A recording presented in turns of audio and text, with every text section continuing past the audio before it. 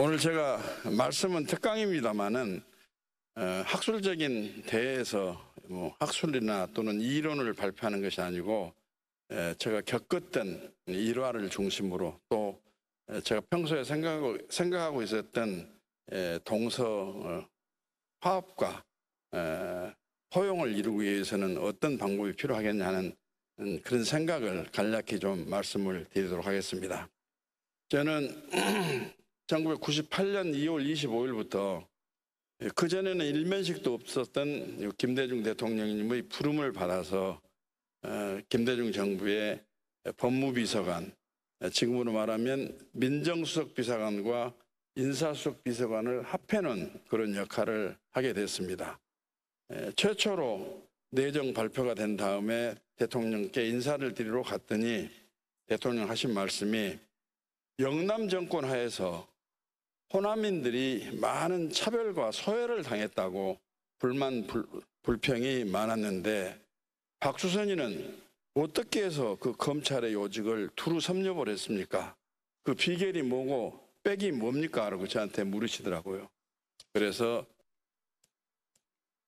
대한민국 모든 정부 각 기관은 원칙과 기준을 숭상하고 정의를 세우는 목표로 행정을 하고 있습니다만 법을 다루는 검찰이나 사법부는 그 다른 부서보다도 상대적으로 정의관념과 원칙과 기준을 수호하려는 관념이 높다 보니까 제가 인사 수혜를 받았던 것 같습니다. 그렇게 말씀을 드렸더니 김대중 대통령께서 맞아요. 꼭 박수선이가 영남 정권 하에서 영호남 소외와 차별의 불이익을 당하지 않았던 것처럼 우리 50년 만에 정권이 바꿔진 이 정부에서 앞으로 인사를 할 때는 지역이나 학연이나 등등의 사적인 요소는 전부 배제를 하고 오로지 능력과 자질과 국가관을 가지고 인사를 해달라 하고 저한테 부탁을 하셨습니다. 그래서 저는 대통령을 모시고 1년 9개월 동안 통치 인사를 보좌를 했습니다마는 그 말씀 때문에 또 평소에 제 지론 때문에 영호남 갈등을 인사를 통해서나마 해소를 해야 되겠다는 그 의지와 집념을 가지고 지역차별에 입각한 그런 편견에 의한 인사는 정말로 하지를 않았습니다. 그래서 DJ 정부 시절에는 인사와 관련된 비판이나 비난이 다른 여느 정부보다도 높지 않았다 이런 말씀을 좀 드립니다. 제 기억으로는 99년 2월 달로 생각이 됩니다만 국민과의 대화를 공영방송에서 실제 라이브로 중계를 했었는데 어느 대학생이 지금 대통령께서 남태평양 무인도로 가시게 된다면 우리나라를 위해서 무엇을 가지고 가시고 싶습니까? 3가지만 답변해 주시오 이렇게 질문을 했을 때 대통령께서 첫째로 IMF 상황에서 매일 보도가 나는 그런 국난의 상황 속에서의 실업이 대한민국의 큰 문제이기 때문에 실업의 문제와 부정부패와 지역감정 3가지를 가지고 무인도로 가서 대한민국에서 이 3가지가 해소가 되는 그런 역할을 하고 싶다 하는 말씀을 주셔가지고 전 국민에게 감동을 주셨던 그런 기억이 생생합니다. 그런 말씀을 누누이 저한테 하시면서 인사 문제에서뿐만이 아니고 공사석을 떠나서 영호남이 좀 하나가 될 수 있는 역할을 좀 하라 하시면서 대통령 비서실장도 영남 출신 김종건 실장을 내가 선임한 것은 그 배경이다 하는 말씀도 주셨고 또 여기 영암 한평 보궐선거를 할 때 평민당 총재 시절에 지역 갈등을 조금이라도 해소를 한번 해보자. 옛날 자유당 정부 때는 호남 사람이 대구에 가서 무수히 당선이 되고 또 영남분이 호남에 와서도 국회의원 당선이 됐고 본인이 대통령 선거를 할 때도 토양금지가 있음에도 불구하고 호남을 거쳐서 경남, 경북을 올라가게 되면 토양금 시간을 위반해 가면서 김대중을 연호하면서 연설을 듣고 했던 그 생각을 해보면 대한민국이 메뚜기 이맛방만 한 정도밖에 안 되는데 오로지 정치적인 이유로, 즉 정치적인 입지를 강화하려고 하는 정치인부터 이 지역 감정을 유혹한 것이 너무 한스럽다. 그래서 절대로 동서 화합이 한번 되도록 해야 된다는 말씀을 저한테 누누이 말씀을 주셨습니다. 그런 점에 입각해서 저도 정치인이 돼가지고 그리고 광주를 중심으로 호남인들을 만날 때마다 우리 호남이 지금 집권당 이전의 전신이 박정희 시대부터 전두환 노태우 시대까지 호남이 소외가 되고 낙후가 되고 또 차별도 많이 받았다고 하지만은 이제는 책임져야 할 분이 세상을 떠나기도 했고 지금은 후신 정당의 역할을 호남에 대해서도 너무 많이 하고 있기 때문에 과거의 묵은 감정을 털어내고 호남이 화해와 용서 또 포용의 정신을 먼저 좀 발휘하는 것이 좋지 않겠냐는 이야기를 제가 누누이 말씀을 드리곤 했는데 한 가지 아쉬운 점은 개인적으로 만나면 동의를 하시면서도 또 선거가 있게 된다든지 또는 다른 행사를 갖게 되게 되면 영원한 갈등을 수습하고 화합 협력이 되긴 해야 돼야 된다는 명제는 동의를 하면서도 실제로 행동에 옮기기는 굉장히 어렵다는 것을 저희들이 목도를 하고 좀 안타까움을 많이 갖게 됐습니다. 그런데 김대중 대통령은 호남에서는 걸출한 정치 지도자로 평가를 받고 있고 어려운 과정 속에서도 김대중 대통령이 되기 위해서 걸어가는 과정에 맹목적이다시피 김대중 대통령을 지지하고 또 김대중 대통령을 추종하고 해가지고 끝까지 이 나라의 정권교체를 이루게 한 원동력이 바로 호남의 힘이었고 호남의 지혜였고 자세였다고 저는 그렇게 평가를 합니다. 그렇다면 김대중 대통령이 하는 생각과 행동도 좀 계승 발전을 시키고 따라서 하는 것이 우리 호남이 더 큰 호남이 되고 호남이 대한민국을 움직이는 주체 내지는 지혜 세력이 될 수도 있지 않을까 하는 생각이 듭니다. 다시 말하면 우리 김대중 대통령께서는 쿠데타 세력이라고 명명을 했던 세력들과 소위 TJP 연합이라는 쾌거를 이루어가지고 이 땅의 정권교체를 이루고 했고 또 본인을 사형 선고를 했던 세력들에 대해서도 앞장서서 사면 복권을 주장해가지고 사면 복권을 실현시켰고 내가 재임하는 동안에는 어떤 이유로든지 정치 보복은 없다고 단호히 말씀하시고 저에게도 제가 뭐 사정 지휘 책임을 갖고 있는 사람이기 때문에 절대로 나와 관련된 정치 보복 차원에서 검찰의 수사권이 발동이 되지 않도록 분명하게 감시하고 감독하라고 말씀도 많이 하고 계셨습니다. 그렇다면 김대중 정신을 존경하고 김대중을 우리가 평가하고 기념한다 한다면 적어도 맹목적인 김대중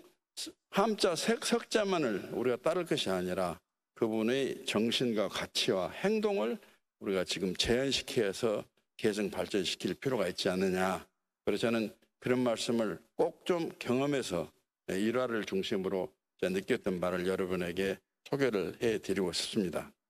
또 하나는 지금 이제는 대한민국은 세계 10대 경제대국이 되어 있습니다. 물론 지금 현실적으로